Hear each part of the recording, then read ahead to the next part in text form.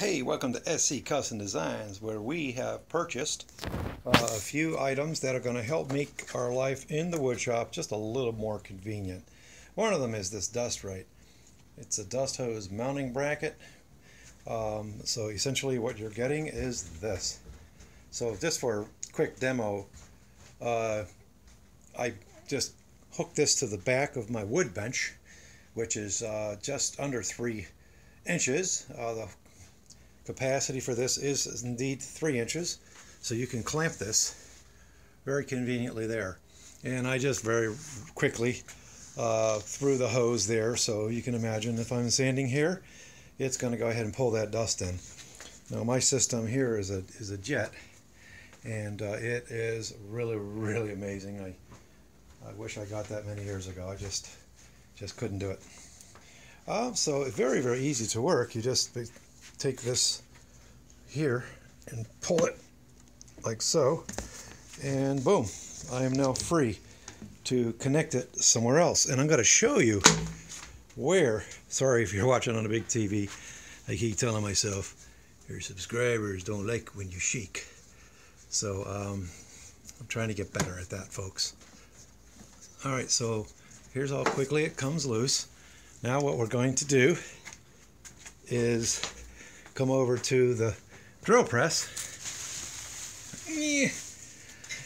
and this is really why I was sort of inadvertently shopping in my mind for such a unit.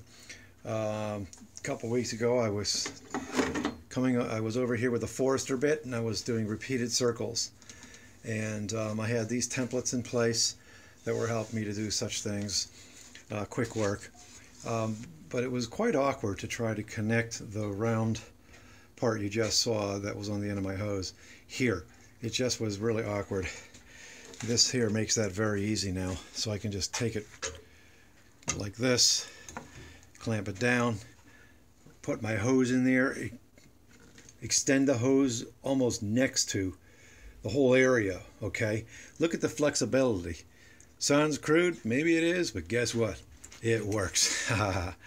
So I highly recommend. I'm not a salesman for any of the products I show you, and I have no sponsors, so nobody's telling me to do this. I just want to pass on the information to my subscribers and my would-be subscribers, and if you'd like to subscribe to my channel, I appreciate that. SC Custom Design. Sorry, big TV people. That's who we are, and we're always doing something in the shop. I just punched out, look up that episode, a quick episode on, and it's part 2 is out there now, on making a bandsaw box. The carcass is out in the poly shed. It's a little warmer out there, so it's going to dry out a little quicker. But these are the drawers that go in there. We've been doing bandsaw boxes back into 2018. Some of the things we also do are these nested trays, so we're going to be making more of those. That comes from a piece of wasted wood, essentially the block that came out of there. All right, enough of that. All right, so that's unit number 1. Now, so if you want to get yourself a kit, there is something called the Dust Right Quick Fit Multi-Port Tool Set.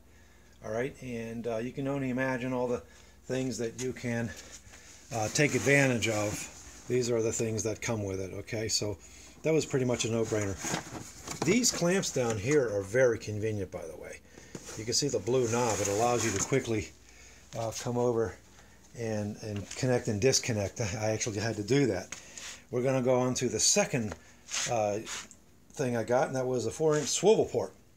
You may not think that's important, but look what we can do here. Oh, what a concept. Okay, so before I was having to manage my hose, and it would get kinked and such.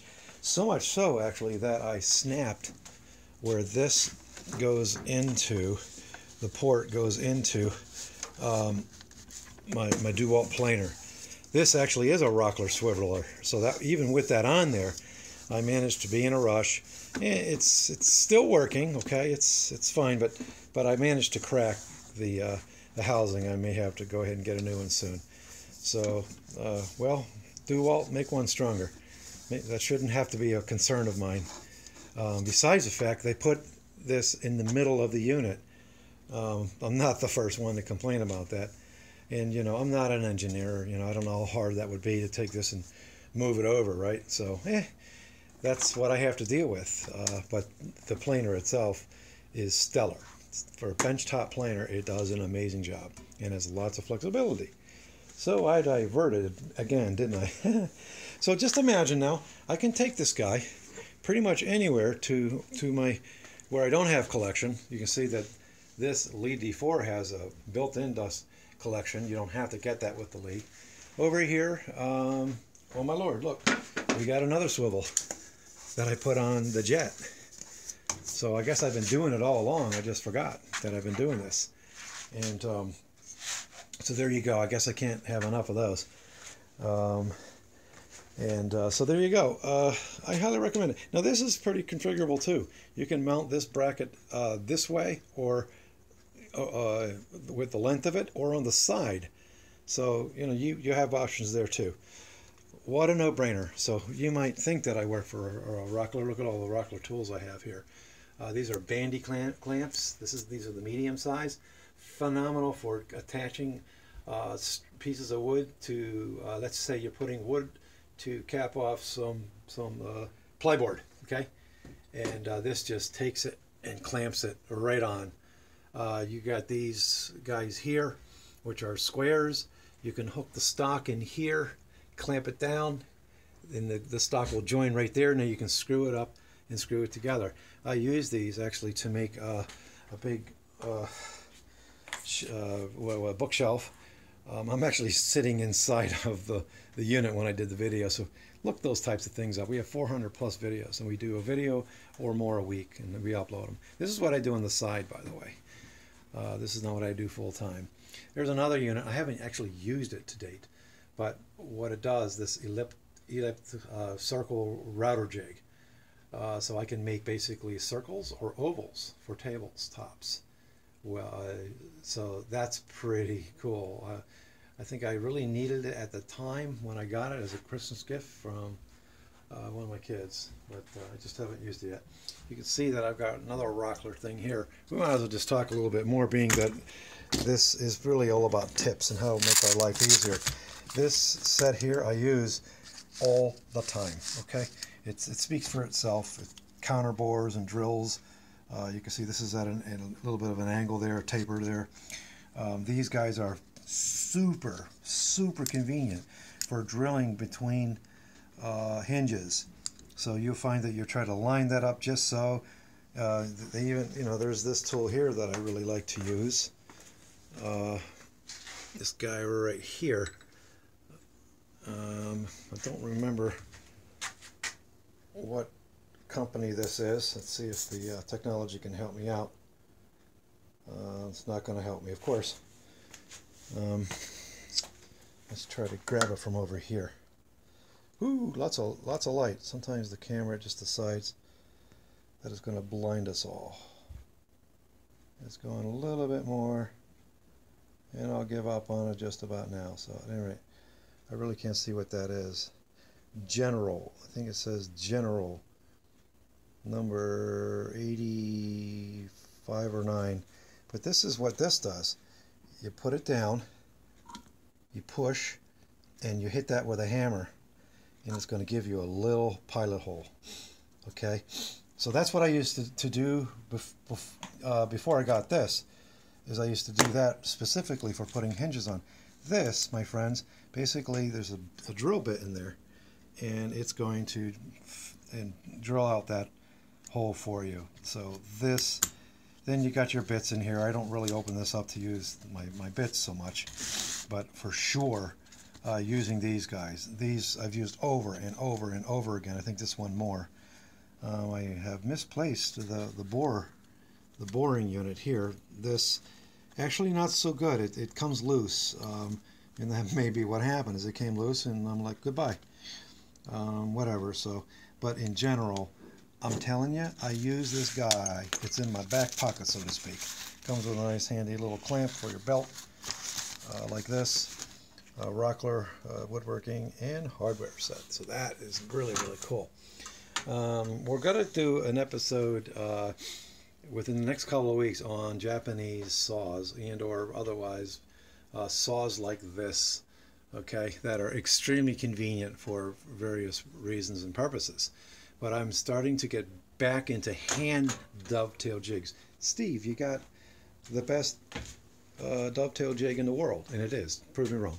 The Lee D4R Pro. Hands down, 24-inch unit. Look it up. Look mine up. I'd appreciate if you look at my videos. At any rate, I picked this up for 40 bucks. You guessed it, I got it off of Rockler, the Rockler.com. So I'm a frequent there. And this cuts such 25 teeth per inch, by the way, I believe it is, and it cuts so smooth, so smooth. Let's come over here. I think I have a piece that I was playing with, where I just dug right into, and of course I'm not going to find it at the moment.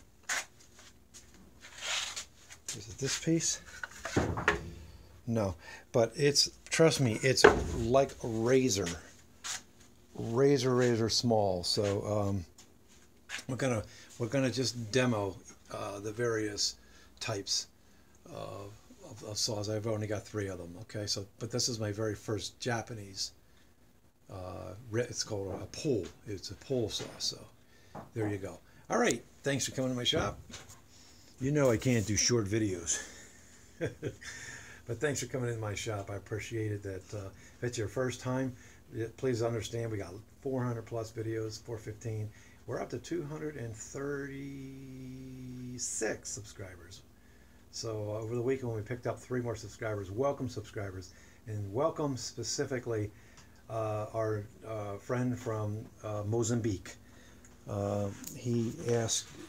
He's considering buying one of these units, a bandsaw. This is a 14-inch. So not only did I answer his question, and his question was, I showed him how I demoed for him. And thank you again. So just thank you for joining our channel. And please do let us know here at SE Custom Designs which 14-inch bandsaw that you're going to pick. And please feel free to ask me. I did research also on these things, and well, you can see that I landed on this guy here, on this 14-inch jet. Okay, so look up those episodes as well. We do a lot of work on here. Also, remember, when you're done with your saw, lift the pressure off the wheel. Okay, off the blade. So I think I came over a little bit too much here.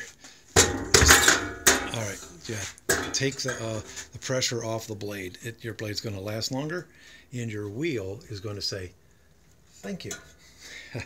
All right, take care, guys. You know what I got to do. I have to get back to work, and software QA guy in the daytime.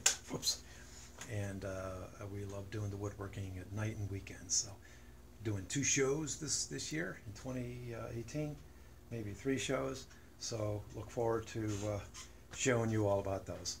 We'll close out, now that we mentioned that, by just showing you the 2017 Woodstock show we did, called Mowers.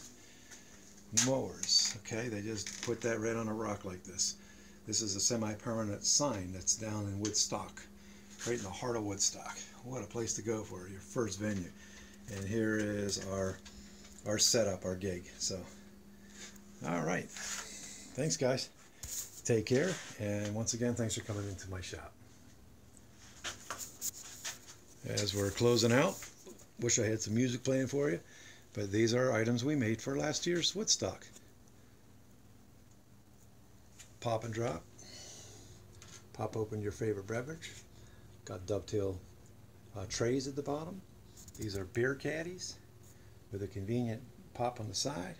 Get the cap off, and these handsome utility units. Really, whatever you want to put in there, your sewing, your yarn, your tools, that type of thing. So there you go.